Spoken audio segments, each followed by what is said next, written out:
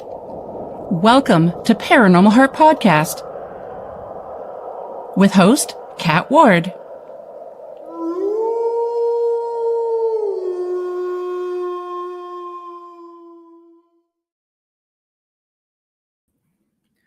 Welcome to Paranormal Heart Podcast, Paranormal Talk with Heart and Soul. Tonight's segment is pre-recorded on United Public Radio 107.7 New Orleans, 105.3 the Gulf Coast, YouTube, Spotify, and any place you find your favorite podcast.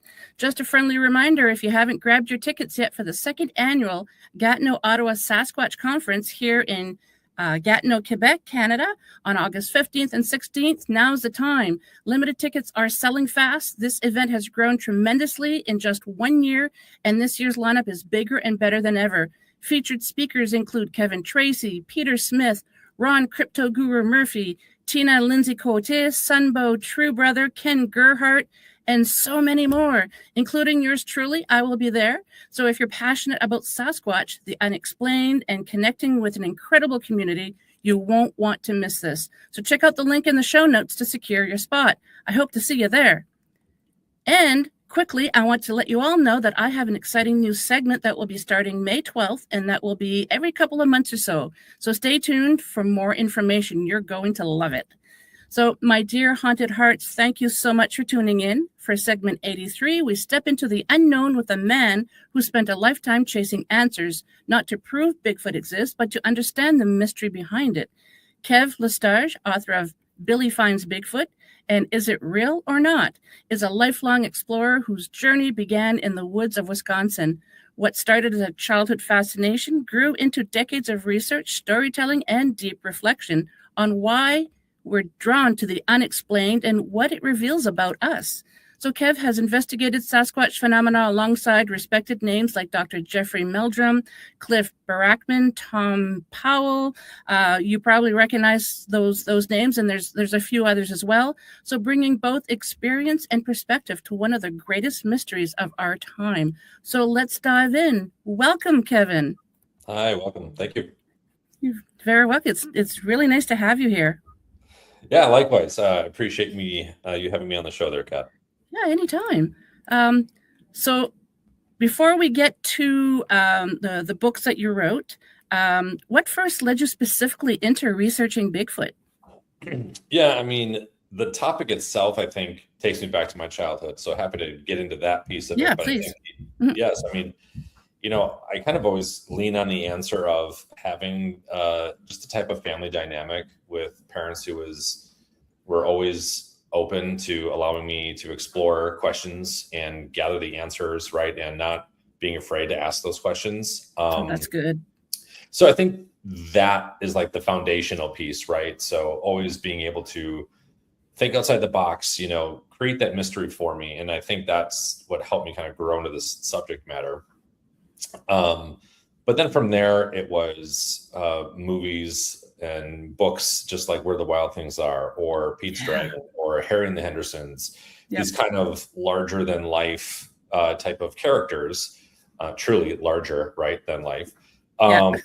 So some of that, I think, definitely brought me into being okay with that type of mystery, but then always being drawn towards, I remember in my elementary school, they had this really awesome, like 2-story loft thing, kind of like a little bit of like a labyrinth type of deal, just stairs everywhere. But grabbing the paranormal books, grabbing the Loch Ness Monster books, grabbing the ghost story books with like this super kind of like charcoal or pencil sketched, ghost story books that they had there. Knowing at a very early age what the word poltergeist was, like, to me, that was all sort of drawing towards those mysteries. But at the end of the day, it was always kind of the cryptozoology side of things. And what if there are these undiscovered animals that are walking truly, alongside us? And it wasn't really until 95, once the internet was really starting to kind of kick off, where, the first website I went to is the BFRO, Bigfoot Field Research Organization, led by Matt Moneymaker. And this is all where obviously, finding Bigfoot kind of, came from. And so it was really that, and understanding that, wow, there's sightings everywhere. There's stories. There's people having these experiences all over the country. And little did I know at that time that it was actually all over the planet for the most part. Yeah. And in different cultures. And so that, I mean, from there, it just kind of took hold. And I remember, again, being a kid in the backyard and thinking about certain footage that I would see on the internet of, like the Prince Edward Island out in Canada, where, there's a guy kind of running like hell out of the woodliner type of area or around a bush. And then you just see this black figure, couldn't quite make too much out of it, just dart behind him. And it just stuck with me. And it seemed like this creature was on all fours and then stood up. And so we would play games like that. Was it possible for humans to do that? Like, can you do that? I can kind of do that. But again, to answer your question in short, it's been with me all along. It just grew from the foundation that I had. Nice. Yeah. As a kid, I used to think that Bigfoot was only in the States. But as I got older, I realized, we have some in Canada. We have some like all over the place. It's just amazing how this creature is everywhere. Yeah. It truly is. And I always kind of think, when people ask me, what are the best chances of having a Bigfoot experience? And I was like, well, depending upon where you are. And I was kind of on this as well, where you could look out your back window. And if you have a trash can, that's kind of in the backyard or next to a garage somewhere where it's somewhat hidden, you might actually see a Bigfoot there, because they do tend to dig for scraps. And there's been reports of people just simply looking out their window and seeing one. So I'm not that fortunate candidate to not have yet. that. You never know. But it's definitely that would be an amazing opportunity if you had that location. Oh, you back? Oh, wow. You just froze up there for a sec. See, they don't like you talking about how I know. No. So sorry. Where did I lose you, Kat? Good grief. You had just finished saying that if you have garbage cans outside that's kind of hidden, there might be a chance that they could see them even from their backyard. Right. Yeah. So that's all. Yeah. I mean, it doesn't. So to your point about not knowing that they were maybe in Canada, like I think a lot of people don't know how close or how far away they could or couldn't be. Yeah. It's crazy. Yeah. So do you approach Bigfoot more from a cryptozoological, paranormal, interdimensional perspective, or is it just another animal? I love the question, because I'm certainly on the fence. I probably lean more towards that flesh and blood creature, animal that we could perhaps study, like a Jane Goodall did with the chimps and things like that. I think that's, at least it's a lot more, it's not so alarming perhaps as if it was, this is actually an interdimensional creature. That's a whole other part of science that I don't think we know a whole lot about.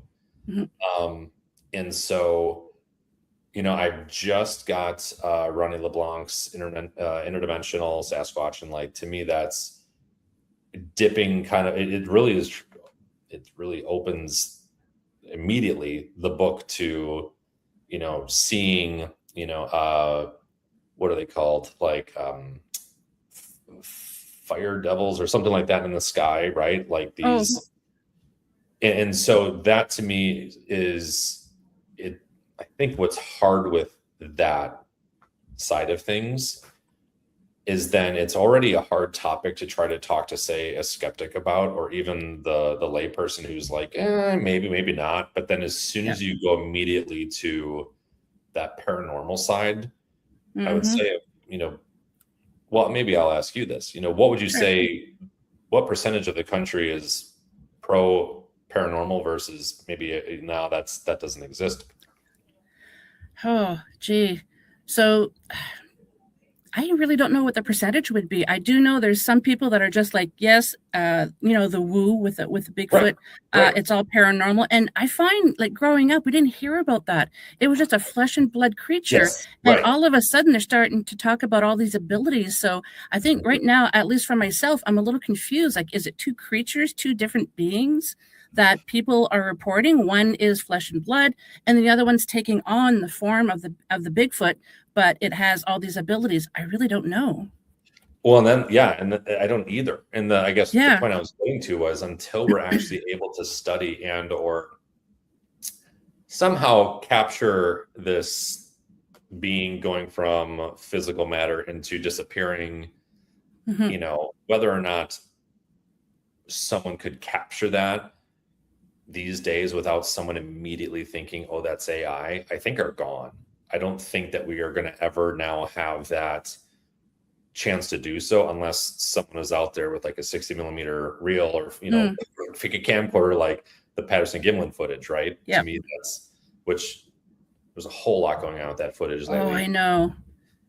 But for again, the flesh and blood side of things, this is where I'm like, it really just makes it challenging to talk about the woo side of things because you can't study it. And if you can't study it, then science doesn't back it up. And if science doesn't back it up, then then we might as well have a tinfoil hat on. Because I don't know how else we are going to be talking about this in some type of a, collegiate manner, right? Some type of education behind our conversations. I've had all kinds of spiritual people telling me, like natives, non-natives who are very spiritual, tell me that they believe that this creature is a guardian of the planet, and we're not doing so well right now. So who knows? It could be, and that's why all of a sudden you see it appear and then it disappears, kind of like a ghost kind of thing. Absolutely. Well, yeah, and I've had certain experiences that I can't explain either. With orbs, also with ghosts. When I did one ghost hunting expedition up in Duluth, Minnesota, to a psych ward, and I was pretty much good after that because I was like, I saw this blackish shadow figure, in like kind of a fetal position on this hospital floor, hallway, and I thought I was actually going to like trip over them. And I literally went on my tippy toes to stop myself. And I blinked and it was kind of gone. Like, what the heck was that? Yeah. Yeah. So that orbs that happened during my literally the first time out experiencing a Class B situation with a Sasquatch, and seeing orb and like having to compartmentalize that because we just got growled at, and we want to go find out what was going on there. Also in, towards the Mount Hood area, there's plenty of things floating around in the sky to where I think we were, maybe 12-ish, maybe 15 folks. And we all saw this faster than an airplane, slower than a satellite ball orb just kind of coasting. Yeah. And it's like, can't explain that either. So there's so many things that I think we just obviously don't know about our own planet, let alone the sea. Sure. Yeah, I was just thinking of that. Yeah, the sea, especially. Good grief. Right. Yeah, which terrifies me. Really? The sea is, cannot. That just freaks me out. I don't like water. If I can't touch bottom, I'm just like, no. I like being in the water, but no. Right. Yeah. Too many horror movies, which was also probably the other end of the spectrum as far as my parents allowing me to choose my own path. Right. Yeah. So what kind of evidence do you personally find most compelling? Would it be tracks, audio, sightings, or something else?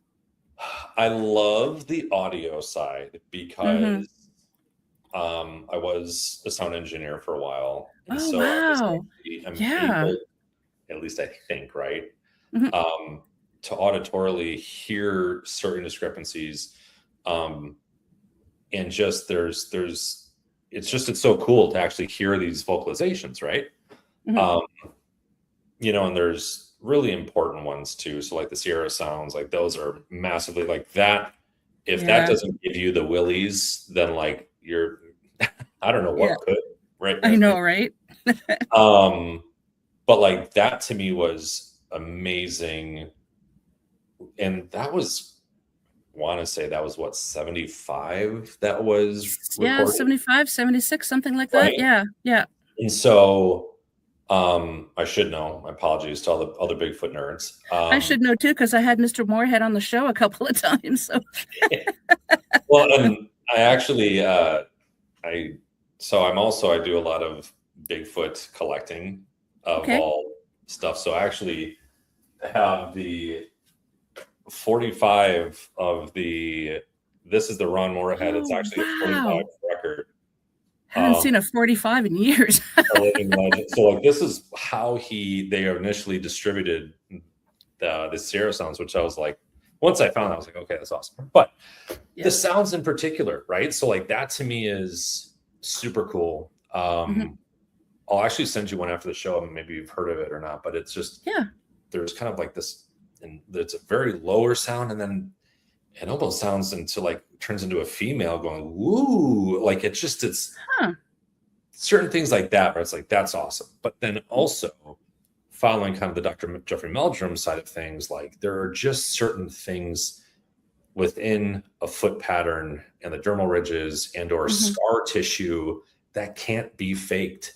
The mid-tarsal break, like there's all sorts of things that, talking again to folks who, whether they don't care or choose not to pay attention, or they just think it's a person in a costume. When you start talking about these things and laying it out to them, that's when they're like, oh, really? I guess I never thought of your fingerprints or your toe prints coming off into a print, and like, I wonder how you could fake that. That's pretty hard to do, right? So I think, to me, it would probably be the combination of those two. But then also just the stories that people tell. I mean, I think it should be credible enough. But then again, going towards that woo side, you'll have people, and I always kind of tease this one story, but then you have some people who say that I saw a Sasquatch walk out of a spaceship, handcuffed to a suitcase. Oh, gee. Okay. What's in the suitcase? That's right. Bigfoot. What's in the suitcase? Yeah, I know, right? So I think that to me is where, again, I never want to discredit someone. You just simply have to say, this is my cup of tea or it isn't. Yeah, because you weren't there with them. So yeah, exactly. I agree. So, but great. That's the first time I've ever been asked that question. So that's awesome. Oh, okay, cool. So do you believe Bigfoot behavior shows intelligence beyond a typical animal? Are they like as intelligent as humans, or even more intelligent? I love that question too. I think it perhaps depends on the Sasquatch. Yeah. Kind of like depending on people too. 100%. Because I think they can be intelligent enough to know that people are around and to hide themselves. They've been doing it great for, let's just say thousands of years, whatever. Yeah. At the same time, there are ones that I think get caught up in their own life and things that are happening if they aren't able to catch a meal, or if they're just looking for a mate and it's not happening. And they could be thinking of something, and then all of a sudden a car drives by, right? And now you've had your roadside sighting. Yeah. I don't necessarily blame that on a less intelligent Sasquatch, but it just so happens that you saw them, they saw you, and it happened. Yeah. But then I think that there are others that are perhaps so emboldened to get close enough to, say, a campsite or people having fun and just being observant creatures, that they just happen to get too close. And again, I wouldn't fault them for not being intelligent. It's just their curiosity perhaps got the better of them. Yeah. And now they're seen, and now again, you have that experience. I think they're as curious about us as we are about them. Yeah. But they see us. Yeah. Yeah. Now, being as afraid of us as we might be of them, I would say that we're probably more afraid.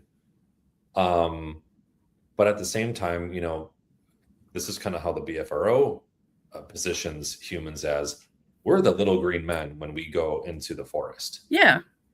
And so if they're seeing a hairless creature such as myself, that might be terrifying for them, just as it might be terrifying for us to see this totally all hair covered creature, let alone them being 4 or 5 feet taller than perhaps the average person. Yeah. Kind of like me when I see a spider. I'm so much bigger, and I'm just like, right. No. Call my husband over. That's right. Yeah. So I guess so that's a perfect example of just like, I think that fear level is perhaps different, but then again, we also know what, a boomstick, right, is. Yeah. Whereas a Sasquatch, for thinking like perhaps a Neanderthal, a boomstick is, a gun. Yeah. They might not know it as such. They just might know, oh, there's a stick that kills something and it's very loud and you don't see, it just makes a noise and something's dead, right? Yeah. But yeah, I think it's an interesting idea to kind of put yourself in their shoes and the amount of technology that they do have versus what we have. And, and the whole idea of cloaking or going into portals, like, I think that there's something to that. Or we're talking about a completely different being. Yeah. That, to your point, I think earlier was, it might look like a Sasquatch, but then it cloaks or it goes into a portal, or, disappears. What do you call that? I don't know. Yeah. Have you ever watched Doctor Who? Yeah. So the TARDIS is supposed to take the shape of whatever vehicle is popular wherever they land, right? So maybe Bigfoot is the one with the woo is a different creature, but it takes a form on something that thinks that this is what we look like on Earth. Right. Yeah. Well, they haven't seen me apparently, so. But yeah, I think it kind of gets into then. I don't know if, there's the whole notion too of, or could they be from a different planet? Yeah. Or perhaps they are those protectors of this planet. I think that kind of dabbles around the same question as even extraterrestrials, right? Themselves is, what's their view on us, and like, what's the relationship, I guess, between us and them?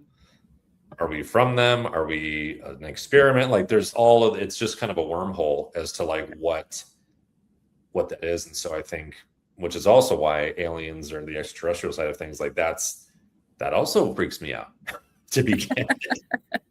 So I like the earthbound creature. And then this is also, Kat, where I frankly just kind of romanticize the idea of there being a creature out there who's living their life in such a gorgeous, this is also where I always think that it's the Pacific Northwest, where they're everywhere, right? Yeah. But like, to be in that type of rainforest and to be, just around nature and hear the birds constantly and like see the sunrises and sunsets, like, we have become completely, I think, separated, obviously, from depending upon where you are and who you are and what your responsibilities are, right? To have a day job. But like, those are just the human dynamics, I think, are also kind of removing us further and further away from that. But yeah, I won't spin my tires on that too much. I tell people a lot of times, if they don't believe it, like, I've been in the woods all my life. Yeah, I grew up going into the woods with my parents and then with my husband and kids when they were smaller. And I know there's bear in the woods. I've never seen one. I've never seen bear scat, but I know they're there. I've seen more bear on the main drag here in the little town that I live in than actually in the woods. That's right. We know they're there, but we don't see them. So it doesn't mean that Bigfoot doesn't exist. Yeah, and for folks who kind of take that viewpoint of it, there's a ton of things they haven't seen. Doesn't mean it doesn't exist. Yeah. And this is also where, on top of, I think, the vocalizations or the footprints, just the fact that these experiences have happened on every continent besides like Antarctica and a few islands. Yeah. That really should say something to a lot of people, that tribes, peoples, clans, like all Mm-hmm. mass amount of people have experienced this type of creature, and have been able to tell a story about it. So I also want to kind of remove a bit of like the boogeyman, which is also kind of another reason why I wrote the children's book, is because I'm trying to take off that boogeyman glare, I think, that Yeah. modern day media has put on the Sasquatch. Mm-hmm. You really can't turn on, say, YouTube and watch a Bigfoot documentary without the menu shot of that video being kind of a snarling Bigfoot, right? Yeah. Yeah. Or somewhat eerie or somewhat woo. It's always just kind of the draw. And I'll actually tie that into the Patterson Gimlin footage. Sure. And the fervor, if you will, of what's happening with that film, and a certain documentary saying that that's a person in a suit and things like that. But what makes money? I think what makes money is making this more beastly, right? Yeah. So you mean to tell me that when Patterson caught this footage, instead of having this beastly, aggressive, throw a rock or something, Yeah. no, we're just going to have you walk down this bed line. Yep. Down this water bed. That's it. Just look back once. That's it. That doesn't make logical sense, I think, into how today Bigfoot is being sold, or even back in the 1970s, when they had the movie Bigfoot, right? So that to me was a lurking Bigfoot clan who picks up women off of their motorcycle bikes. You know what I mean? All that type of thing. Yeah. So I think that to me it's an interesting dynamic, kind of how we view the Bigfoot today. It's getting more and more to, oh, they're aggressive. Oh, it's like Ape Canyon. Oh, they're going to attack you, or things like that. It's like, I don't really prescribe to that unless they're massively provoked, or, you just happen to win the lottery and come across a Sasquatch who's having a really bad day. Yeah. It's got ticks all over him. He's not happy. Still looking for that mate. Still hungry. Yeah. And I'm full of ticks. Yeah, and full of ticks. I mean, we've all been there. Yeah. So I want to touch on the books. I mean, I told you before we started recording that I absolutely love the idea of having a children's book about Bigfoot. So what inspired you to write a children's book that combines the mystery of Bigfoot with themes of friendship and exploration? Yeah. Again, I think it was right around, man, I can't even say if this probably was even before I went on my first expedition, but once I had that experience, I was like, okay, now I've got the full bite. I'm infected. But it was really just to kind of see if I could do it. I mean, it was a little bit of kind of that self-fulfilling prophecy of like, let's see if I can do it and have this come to fruition. But it was also the idea of communicating a few life lessons, and certain ones that you might pick up on the book. And by the way, this is for, I think, children, I would say from, 5 really onward, right? I mean, 5 to 9, 12, let's say. Just because there are really cool life lessons in there. One of them being, don't take what you have in front of you for granted. I think that this is a really hard one for even adults to understand, in the relationships that we try to keep, or the ones that are growing and, perhaps growing apart. And you kind of have that, that relationship feeling of like, oh, well, you're taking me for granted, right? But the other one is identifying with nature, drawing what you see out in nature, like wanting children to, if it's safe, go out in your bare feet, like wiggle your toes in the sand, in the mud, in the grass, like There's make no better sure feeling. like are connecting with your home being Earth, and having respect for it. You know, I think that there's so much. I could have had this, you know, Billy. He was, you know, I would say he's about 8 or so, you know, maybe 10. But just the idea of having him not have a cell phone and drawing what he sees in nature, I think was really important. Because I feel as if that could be, you know, a lost skill someday. Mm-hmm. Oh yeah. But, you know, as opposed to just taking a picture, like, no, draw it out. What do you see? Can you draw it? But then being polite, because Billy came up to Bigfoot and was curious, and again, kind of, although it's a fine line when you're talking about a children's book for children, and Billy is alone in the woods, and then he's going to go up to a stranger and say, "Hey, what are you doing here?" Yeah. I understand the optics, but this is why the adult reading to the children would hopefully explain this. Yes. But curious about, oh, are you also an explorer in the woods? You know, I'm trying to find XYZ birds, you know, specifically, I won't, you know, I'll just kind of give it away here, but he's looking for a white fox. And so this is where Bigfoot says, you know, oh, okay, well, you should take a look over here. And so he helps him on this big boulder. So now you can see all the colors, leaves and rocks, you know, and animals in the forest. But then at the end of the day, Billy kind of, you know, Bigfoot has to go now. But then Billy walks back home. And he's like, man, he had such a great day, but I'm still kind of bummed because I didn't see that white fox. Oh, yeah. And at the, you know, but then his folks read him a bedtime story about Bigfoot. And, you know, Billy's just like, oh my gosh, I get it now. Bigfoot is actually this super rare, you know, unknown animal of the woods.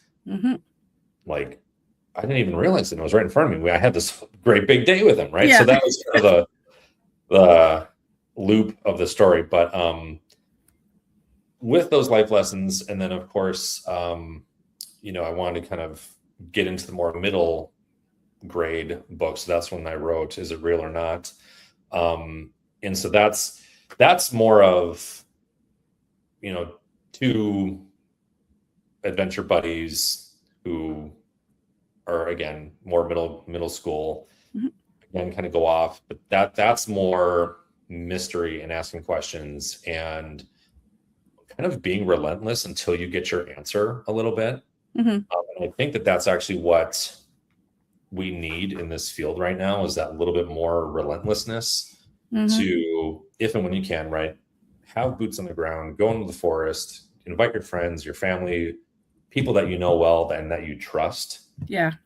And ultimately, like, that's kind of where I'm trying to provide, again, more of that welcoming foundation of asking some of those questions, getting used to the idea of there could be these creatures that we just don't know exist, but it's up to you, i.e. the reader, to ask the questions, to go out and explore safely, and to really just kind of, again, this new generation is like, I hope that this new generation is going to bring on the next Jeffrey Meldrum or the next person who can elevate the conversation. Well, that's what I was just thinking. You read my mind. Well, yeah, exactly. Yeah. I mean, your books could be the books where it gets, first of all, get kids more interested into maybe researching Bigfoot and other cryptids or paranormal fields as an adult. Or, like you just said, you could have that one person that's actually going to have the proof that the world will believe. Yeah. Yeah. And that's my hope. Yeah. Fingers crossed. Yeah. But then at the end of the day, it's also just kind of fun to, when you're writing a story, just to kind of be in that world. And to some degree, as corny as it might sound, like, to kind of always have that Sasquatch sitting in your office and it being right there because you're thinking about it, you're designing, what could this Bigfoot look like? And I don't want to make it scary, but like, I want to also make it anatomically correct. Like, yeah. You know, all of those things, and not make it look like a man in a costume, because my initial designs of the creature, I was like, oh, that looks like a person wearing a ski mask. I can't, right? Yeah. It was like, it has to connect in a certain way. Mm-hmm. But yeah, it's just fun to me to kind of have this topic always around. So in your research for the book, did you come across any interesting Bigfoot legends or sightings that influenced your story? I want to say it was just a couple, like, there's, I don't know if like the specific, things that you saw or see on whether it's YouTube or Instagram, there's just so many visuals, right? But I think the idea of I think it goes back, frankly, to the Patterson-Gimlin footage of having muscle definition kind of under the fur, or hair rather. And so that to me was something that I also wanted to, again, be more anatomical, to say, I want this to be a friendly creature character, but I want it to be at least seen as somewhat realistic. And knowing that, you're going to see biceps under that hair or chest muscles under that hair, so yeah, I would say outside of the PG film, I didn't explore too much because I did kind of know what I wanted to have, I knew what I had in my head, and I just had to put it on paper. But I think the trickier thing was, again, just to make sure that it had a welcoming demeanor. And I think there's actually quite a lot of Bigfoot children's books out there. Also trying not to get too distracted by that. Yeah. Because this is the first time I've heard of children's Bigfoot, but I've never looked for them either. So totally. Yeah. Yeah. I mean, and that's the thing too. I mean, whether you have littles in your life or not, or someone who does, I mean, I think it's a great book. But also, yeah, it's definitely, I think it's an interesting topic and genre to get across, because it does kind of border that, obviously fiction, because it's a children's book type of thing. But it's also kind of challenging when we're talking about the subject matter, because I don't think that the subject matter is necessarily fiction, but the fact that this child is talking to a Bigfoot, sure, that could be fiction. But yeah, and that's the other thing too, Kat. I mean, there's so many books of just the topic itself, and whether it's fiction or nonfiction. I mean, especially when it comes down to the PG film, and again, with this whole commotion that's happening about it, with this other documentary basically claiming that it was a suit. Yeah. I mean, I would highly suggest people reading the book When Roger Met Patty by Bill Munns, because that to me is, he's pretty much the guy. He's worked with costumes before. Yeah. I think I look at him like a Dr. Jeffrey Meldrum, but in a video filmography footage, reel to reel expert, right? Yep. So your story emphasizes respect for nature. How do you think this message aligns with the ethics of Bigfoot research and forest conservation? Huge.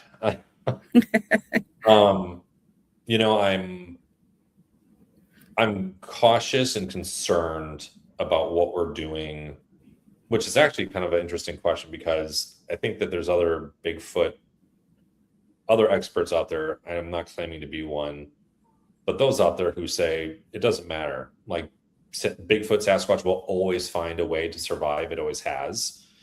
So whether we knock down tens of thousands to hundreds of thousands of acres, which I think,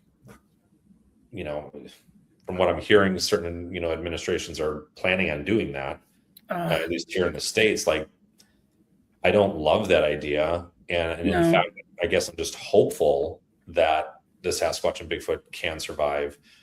I also think that it kind of gets into a little bit of a gray area when we're talking about the deforestation and what happens if a Sasquatch is found, then what? Yeah.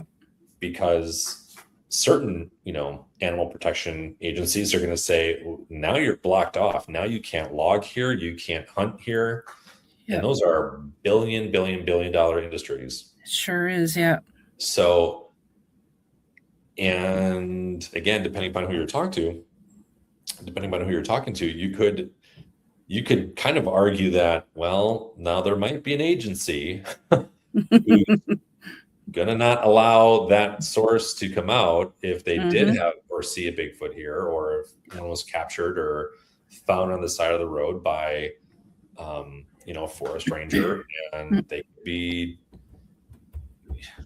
told to be quiet about it, which there are plenty of stories like that too. So I would hope that, again, the books that I wrote are very much protecting of nature and the creatures and things like that are around us. But I don't think that that's necessarily going to stop a multi-billion-dollar industry from continuing to do what they do. I just hopefully that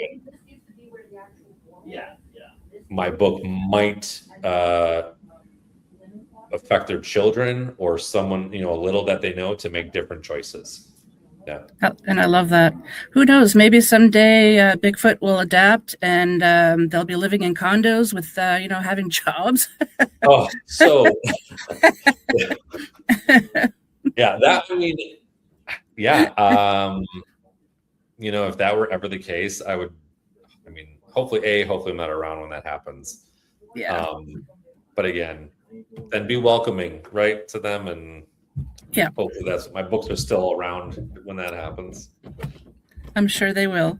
So I know you have prior commitments here, so I'll just quickly ask, first of all, if you could tell us, do you have any projects on the go right now or plans on one? And then where can the audience find you?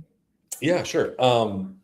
Projects right now, I'm going to be possibly doing a trip up in Canada. Oh, nice. What I call some camping with a purpose. But then also up in the Upper Peninsula of Michigan, doing that towards the fall time. I'm on my third children's book, which is going to be a little bit more of a claymation type of feature. Oh, nice.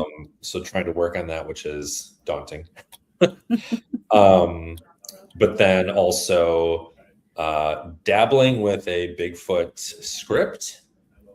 And so that's also just kind of in the works, but all in due time. Nice. And then you can find Billy Finds Bigfoot on Amazon or Hangar One Publishing. That's Doug Hychek's publishing company, so you might know him from Monster Quest. Then also Is It Real or Not is on barnesandnoble.com as well as Amazon as well. And so both great for young readers and even younger readers.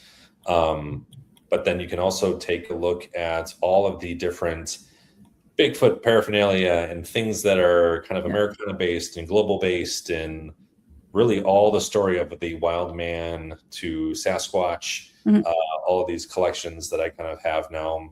You can find that on Instagram at the Bigfoot Archive. Awesome. Just quickly, whereabouts in Canada do you plan? A little bit north of Wisconsin. So we're probably talking, take a look at a map here real quick. Near Wabakimi Provincial Park. Oh, never heard of it. I'm gonna have to look it up. Yeah. That's why I was like, I'm not gonna be able to say this right. Yeah. Kind of in that area, but okay. I kind of would also imagine that anywhere in Canada. I mean, unless that's just me being naive American, but I would, anywhere up there, or the Kapka River area too. That's kind of south of that area. Okay, cool. Well, thank you so much, Kev. I really appreciate you taking the time to be on the show, and I'd like to welcome you back at another time. I'm sorry we have to cut it short, but my apologies. My apologies, Kat. No, not a problem at all. So thank you very much for your time, and you take care. Thank you so much for having me on the show, Kat. You're very welcome. Take care. So a huge thank you to my special guest, Kev, and to you, my wonderful haunted hearts, for tuning in. I also would like to thank UPRN 107.7 New Orleans, 105.3 the Gulf Coast for carrying the show. And if you enjoyed tonight's episode, please like, subscribe, share, and comment. It truly does mean the world to me. And if you'd like to be on the show, have guest or topic ideas, or just want to say, hey, Kat, how's it going? Drop me an email at paranormalheart13@gmail.com. I'd also like to hear, where are you listening to the show from? What country? Where are you? I want to know. So until we meet again, take care of yourselves and each other. Much love to you all.